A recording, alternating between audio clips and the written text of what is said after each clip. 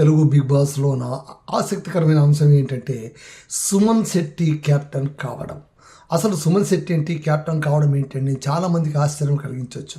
ఆయన గ్రాఫ్లో ఉన్న ఓటింగ్ గ్రాఫ్లు తీసుకుంటే కూడా అట్టడుగు నుంచి కూడా క్రమక్రమంగా పైకి ఎగబాకుతూ వచ్చారు. సరే, ఓటింగ్లోనే ఎప్పుడు కూడా టాప్లోనే ఉంటున్నారు, ఆయనకు ఫ్యాన్ బేస్ చాలా ఉండింది. కానీ ఇంట్లోన ఆయన యాక్టివిటీ ఏం లేదు, సరిగ్గా ఆయన ఆడట్లేదు.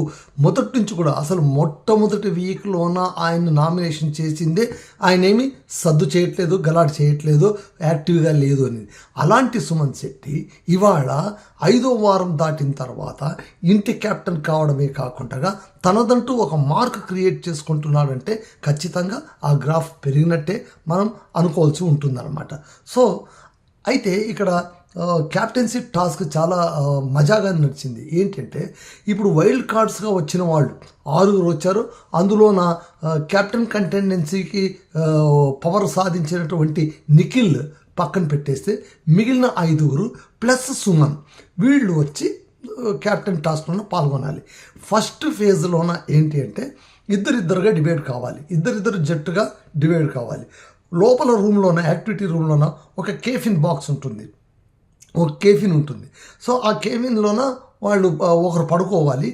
వాళ్ళకు ఒక టార్చ్ ఇచ్చింటారు, అందులో ఒక కోడ్ ఉంటుంది, వాకీ టాకీ మిషన్ ఒకటి ఇచ్చింటారు. బయట వాళ్ళు రిలేటెడ్గా పార్ట్నర్ ఒకరు ఉంటారు, వాళ్ళు బయట నిలబడి ఉంటారు. వాకీ టాకీలోనూ అలాగే వాకీ టాకీ వాళ్ళు తీసుకోవాల్సింది వాకీ టాకీ కూడా కోడ్ ఓపెన్ చేసి, వీళ్ళు చెప్పిన కోడ్ ఓపెన్ చేసి వాళ్ళు ఆ వాకీ టాకీ తీసుకోవాల్సి ఉంటుంది. ఆ తర్వాత కీస్ ఓపెన్ చేయాలి, కీస్ తీసుకొని వచ్చి వాళ్ళు ఓపెన్ చేయాల్సి ఉంటుంది. అది అసలు యాక్చువల్గా ఉండేది. ఎవరు మొదట ఓపెన్ చేసి బాక్స్ నుంచి వాళ్ళని బయటికి తీస్తారో వాళ్ళు ఈ గేమ్లోన గెలిచినట్టు లెక్క. ఇక్కడ రమ్య, ఆ తర్వాత సాయి శ్రీనివాస్ వీళ్ళిద్దరూ ఒక జట్టుగా ఉంటారు. ఆ తర్వాత మాధురి, అయేషా ఒక జట్టుగా ఉంటారు. గౌతమ్, ఆ తర్వాత సుమన్ శెట్టి వీళ్ళిద్దరూ ఒక జట్టుగా ఉంటారు. కాకపోతే ఇక్కడ వ్యవహారం ఏంటంటే అందరికంటే ముందుగా కీస్ తీసుకునింది ఎవరు అంటే కనుక ఐషనే. చాలా చురుగ్గా తీసుకునింది ఆమె. మొట్టమొదటి లోపల పరిగెత్తుకుని వెళ్ళింది. అయితే కీస్ మొదట కనిపెట్టినా కూడా దాన్ని అక్కడ గార్డెన్ ఏరియాలోనే మర్చిపోవడం, లోపలికి వచ్చి ఆ నంబర్ సెట్ చేసుకోవడంలోనే చూడడం, ఆ నంబర్ సరిగ్గా ఆనకపోవడం, కనిపించకపోవడం, లోపల మాధురి చెప్పింది వినిపించినా కూడా కనిపించని కారణంగా ఆమె ఆలస్యంగా 2వ విడతగా తీయాల్సి వచ్చింది. కాకపోతే ఫస్ట్ గెలిచింది ఎవరు అంటే కనుక nothing but Gautam and Suman Shetty. చివరిగా అందరిది అయిపోయిన తర్వాత, కథంతా ముగిసిన తర్వాత బయటకు వచ్చింది ఎవరంటే కన్ఫ్యూషియస్ స్టేజ్ దాటిన తర్వాత రమ్య, శ్రీనివాస్ వాళ్ళు బయటపడ్డారన్నమాట. ఇట్లా మొదటి రౌండ్లోన వీళ్ళిద్దరూ గెలిచారు. వీళ్ళిద్దరు గెలిచిన తర్వాత వీళ్ళిద్దరికి క్యాప్టెన్షిప్ అనౌన్స్ చేశారు బిగ్ బాస్. ఏంటంటే ఇందులో మీరు గెలిచిన వాళ్ళు క్యాప్టెన్సీ అవుతారని చెప్పారు కాబట్టి మీరిద్దరు ఈసారి ఇంటికి 2 క్యాప్టెన్లు. సో 2 క్యాప్టెన్లుగా గౌతమ్ ప్లస్ సుమన్ శెట్టి వాళ్ళిద్దరికి కూడా ఒకటేమో బ్యాడ్జ్, ఎవరు మన పవన్ కళ్యాణ్ తన బ్యాడ్జ్ తీసి ఒకరికి సుమన్ శెట్టికి ఇచ్చారు, ఇంకోటి స్టోర్ రూమ్లో ఉంటే కొత్త తీసుకుని వచ్చి అది గౌతమ్కి అంటించారు. ఇక్కడ దాకా బాగుంది. ఇక్కడ మరొక ట్విస్ట్ పెట్టారు బిగ్ బాస్. ఏంటంటే ఓకే, ఇద్దరు ఉన్నారు, అయితే క్యాప్టెన్సీ కంటెండర్ పవర్ మనకు నిఖిల్కి ఉంది కాబట్టి నిఖిల్ ఈసారి తన పవర్ను ఉపయోగించుకొని వీళ్ళిద్దరిలో ఎవరో ఒకరితోన పోటీ పడి ఆ పోటీలో ఎవరు గెలిస్తే వాళ్ళు పర్మనెంట్గా ఈ ఇంటికి ఈ వారం క్యాప్టెన్ అవుతారు అని బిగ్ బాస్ అనౌన్స్ చేస్తారు. సాధారణంగా మనం ఆలోచిస్తే లాజిక్గా ఎలా ఉంటుందంటే సుమన్ శెట్టి, గౌతమ్ని తీసుకుంటే కనుక సుమన్ శెట్టి వీక్ క్యాండిడేట్. సుమన్ శెట్టిని ఎంచుకుంటే కనుక చాలా ఈజీగా గెలిచేయచ్చు, పెద్ద కష్టం లేదన్నమాట. అయితే నిఖిల్ ఇక్కడ బాగా ఆలోచించి తన నిర్ణయం ఏం తీసుకున్నాడంటే గౌతమ్ని తన కంటెండర్గా తీసుకున్నాడు. ఇంట్లో ఉన్న వాళ్ళందరూ కూడా చప్పట్లు కొట్టి ఆయన్ని మెచ్చుకున్నారు. ఎందుకంటే సరైన జోడి, నీకు పోటీకి కూడా ఒక సరైన జోడి ఉండాలి. అదే సుమన్ శెట్టిని ఎంచుకొని ఉండింటే బహుశా నిఖిల్ గెలిచినా కూడా ఆయన పైన ఒక మచ్చ ఉండేది. ఏంటి అంటే స్ట్రాంగ్ ఉన్నవాడిని అదే పనిగా వదిలేసుకొని వీక్గా ఉన్నవాడి పైన గెలిచి ఇతను క్యాప్టెన్ అయ్యాడు అని. సో ఆ అపప్రత నుంచి తప్పించుకోవడానికి పైగా సుమన్ అంటే ఉండేటువంటి కొంచెం కన్సిడరేషన్ ఇంట్లో వాళ్ళకందరికీ కూడా సుమన్ శెట్టి క్యాప్టెన్ అయితే బాగుంటుందని చాలామందికి అనిపించింది. ముఖ్యంగా రమ్యకు, ఆమెకైతే చాలా చాలా చాలా అనిపించింది. ఎలాగైనా సరే సుమన్ను క్యాప్టెన్గా చూడాలని ఆమె కోరిక కూడా ఉండింది. సో వీటన్నిటి దృష్ట్యా సుమన్ శెట్టిని క్యాప్టెన్ వదిలేసి ఈయన గౌతమ్ని కంటెండర్గా తీసుకుంటారు. వాళ్ళిద్దరి మధ్య పోటీ ఏంటంటే ఎదురుగా ఒక 2 పెద్ద టవర్లు, అంటే బొంగులతో కట్టినటువంటి టవర్లు ఉంటుంది. ఆ టవర్లో కింద పోల్స్ ఉంటాయి, చిన్న చిన్న స్టెమ్స్ ఉంటాయి. ఆ స్టెమ్ పైన కాలు పెట్టాలి. ఆ తాడు ఉంటుంది, ఆ తాడు పట్టుకొని ఉండాలి. ఆ తాడుకు ఇవి వెయిట్ యాడ్ చేస్తూ పోతారు.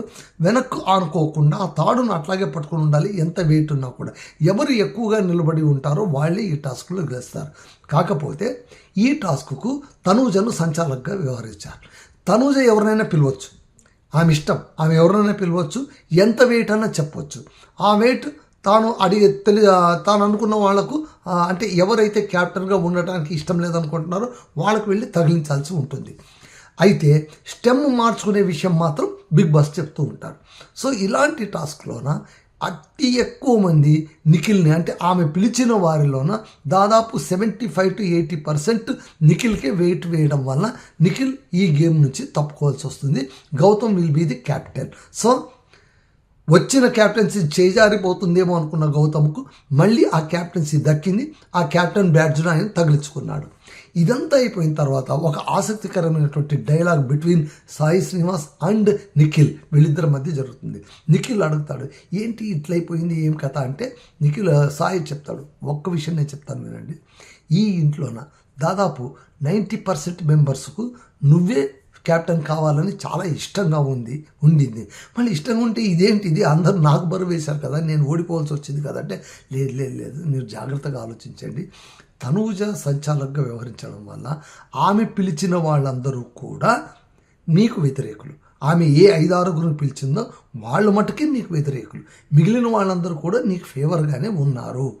ఆమె తెలివిగా వాళ్ళని పిలిచిందో ఏమో నాకు తెలియదు, మొత్తానికి ఇదైతే జరిగిందని చెప్పి అండర్లైన్గా ఒక మాట చెప్తాను గుర్తుంచుకో. నువ్వు చచ్చినా కూడా హౌస్ మేట్స్ మాటను నమ్మొద్దు, వాళ్ళని నువ్వు ఫెయిత్లోకి తీసుకోవద్దు.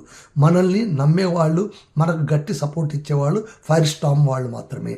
ఏ 6 అయితే లోపలికి వచ్చామో ఈ 6 మనం గట్టిగా నమ్ముకొని ముందుకు వెళ్ళాలి, కానీ వాళ్ళను నమ్ముకుంటే మనం మునిగిపోతాము. ఇదే సాయి ఒకసారి నిన్నటి ఎపిసోడ్లోనో బాత్రూంలోనో వీళ్ళందరితోనూ ఒక మాట అంటాడు, పొరపాటున కూడా మీరు తనుజతో కానీ దివ్యతో కానీ రీతుతో కానీ ఏ మాటలు షేర్ చేసుకోవద్దండి. వాళ్ళు ఒకటి, వాళ్ళు కలిసికట్టుగా ఉంటారు, వాళ్ళందరూ కలిసి మమ్మల్ని ఎలా ఓడించాలని చూస్తున్నారు, కాబట్టి మనం జాగ్రత్తగా ఉండాలి, మనం కలిసికట్టుగా వెళ్ళాలి. ఇప్పుడు వాళ్ళందరూ మన పైన అగ్రెసివ్ కావడానికి అన్ని ఛాన్సెస్ ఉన్నాయి, బీ కేర్ఫుల్ అని నిన్న చెప్పిన ధర్మిలా అగైన్ ఇదే మాటని ఇవాళ నిఖిల్ దగ్గర చెప్తాడనమాట. సో నిఖిల్కు ఐ ఓపెన్గా ఆయన చెప్తాడు. అలాగే ఈరోజు ఎపిసోడ్లోన ఇంకొక డైలాగ్ కూడా ఇద్దరి మధ్య జరిగింది. అది ఎవరి మధ్య అంటే సంజన ప్లస్ ఇమాన్యుల్ కూర్చొని మాట్లాడుతున్నప్పుడు ఇమాన్యుల్ చెప్తాడు, అమ్మ నీకు తెలిసిన ఒక విషయం జరిగింది, భరణి వచ్చి నన్ను అడిగాడు, నేను ఒకవేళ డేంజర్ పొజిషన్లో ఉంటే, ఇఫ్ అట్ ఆల్, మున్ముందు కాలంలో చెప్పలేం కదా, ఎప్పుడు ఏ టైం వస్తుందో ఏమవుతుందో చెప్పలేం కదా, ఒకవేళ నేను డేంజర్ పొజిషన్లో ఉంటే నువ్వు నన్ను ఏమైనా హెల్ప్ చేస్తావా, ఎందుకంటే నీ దగ్గర పవర్ అస్త్రాలు అలాంటివన్నీ ఉన్నాయి కాబట్టి నువ్వు ఏమైనా నాకు హెల్ప్ చేస్తావా అని అడిగాడు. ఆమె ఆశ్చర్యపోతూ, ఓహో ఇలా అడిగాడా, ఓకే, మళ్ళీ నువ్వేం చెప్పావు అని అడిగితే, చూడమని నేను ఒకటే మాట చెప్పాను, ఇంట్లో ఉండే 17 మందిలోన 16 మంది ఒకవైపు, నువ్వు ఒక్కడివే ఒకవైపు ఉండి నీతి నిజాయితీ ధర్మం నీ వైపు ఉంటే ఖచ్చితంగా నేను నీ పక్కన నిలుస్తాను అని చెప్పాను. అతను ఇప్పుడు కూతుర్ని నమ్మట్లేదు. ఆ తర్వాత ఇంకో బంధం పెంచుకున్నాడు, చెల్లి అని చెల్లి అని పిలుచుకుంటున్నాడు. ఆమెను మళ్ళీ ఈ బంధాలన్నీ ఏమైపోతున్నాయో తెలియదు. నన్నైతే అన్నాడు, నువ్వు అమ్మ అంటావు కదా అని నన్ను పోక్ చేశాడు. మళ్ళీ తను కూడా చేస్తున్నాడు కదా, నేను ఎప్పుడో ఒకసారి అన్నాను ఆటలో నా ఆట చూపించుకుంటున్నాను, వాళ్ళు అలా కాదు, రిలేషన్లో ఉండి ఆటను కూడా వాళ్ళు చెడగొట్టుకుంటూ ఉన్నారు, వాళ్ళకంటే నేను బెటర్, ఇలా నన్ను అడిగాడు అని వాళ్ళిద్దరి మధ్య ఒక సీక్రెట్ రివీలింగ్ డిస్కషన్ అయితే జరిగింది.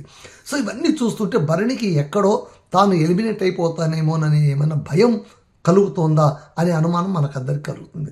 ఈసారి ఓటింగ్ రిజల్ట్స్ చూస్తే, ముఖ్యంగా ఇవాల్టి ఓటింగ్ రిజల్ట్స్ చూస్తే కూడా మనకు 6 నామినేషన్లు ఉంటే టాప్ 3లోనే ఎలాగూ మనకు తనూజ, ఆ తర్వాత వీళ్ళందరూ ఉన్నారన్నమాట. కానీ కింద వచ్చేసరికి ఇక్కడ మనకు రీతు చౌదరి ఉంది, ఆ తర్వాత దివ్యనిఖిత ఉంది, భరణి ఉన్నాడు. రాము, భరణి, దివ్యనిఖిత వీళ్ళు 3 కూడా ఉన్నారు. లీస్ట్లో ఉండేవాళ్ళు రాము, ఆ తర్వాత పొజిషన్ దివ్యదైతే, ఆ తర్వాత పొజిషన్ భరణి. వీళ్ళందరిది కూడా ఇంచుమించు ఒక చిన్న చిన్న పర్సంటేజ్ తేడాతో ఇక బాటమ్ 3లో వీళ్ళు ఉన్నారు. వీళ్ళలోన వెళ్ళవలసి వస్తే బహుశా భరణి ప్లేస్ ఏమైనా కిందకు వచ్చేస్తుందా అని కూడా అంటున్నారు. ఒకవేళ కిందకు వచ్చి భరణి వెళ్ళినా వెళ్ళిపోవచ్చు. సో రాము ఖచ్చితంగా వెళ్ళే అవకాశాలు ఉన్నాయి. రాము వెళ్ళకపోతే భరణి వెళ్ళొచ్చు. ఇంకా అట్మోస్ట్ డబల్ ఎలిమినేషన్ ఏమైనా జరిగితే దివ్య భరణి ఇద్దరు లేచిపోయినా కూడా మనం ఆసక్తి పోనక్కర్లేదు అని ఒక టాక్ అయితే బయట సోషల్ మీడియాలో నడుస్తుంది. మీకు ఎవరు సేవ్ అవుతారు, ఎవరు వెళ్ళిపోతారు అనిపిస్తే కామెంట్ బాక్స్లో మీరు కామెంట్ చేయండి. నా ఛానల్ మీరు చూస్తుండండి. తెలుగు బిగ్ బాస్, కన్నడ బిగ్ బాస్ ఈ రెండిటి రివ్యూస్ నేను వరుసగా ఇస్తూ వస్తున్నాను. దయచేసి చూడండి. నా ఛానల్ని ఆదరించండి, లైక్ చేయండి, సబ్స్క్రైబ్ చేయండి, షేర్ చేయండి. This is Ramadurgam Madhusudan signing off.